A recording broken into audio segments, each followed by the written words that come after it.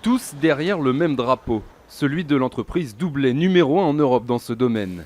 Les 300 salariés ont fabriqué les 100 000 drapeaux bleu, blanc, rouge déjà vendus pour l'euro, dans les grandes surfaces notamment.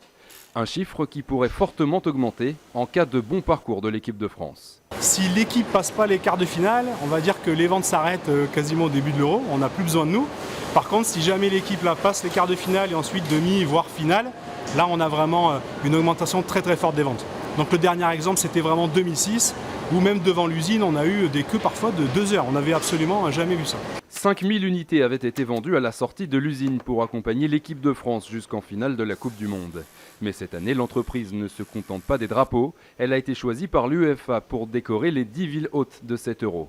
Alors aujourd'hui, on décore les candélabres luminaires avec là des textiles, des drapeaux. On décore les mâts, on décore certains ponts avec de la bâche PVC, certains bâtiments avec de la vitrophanie et donc des adhésifs aux couleurs de l'UEFA.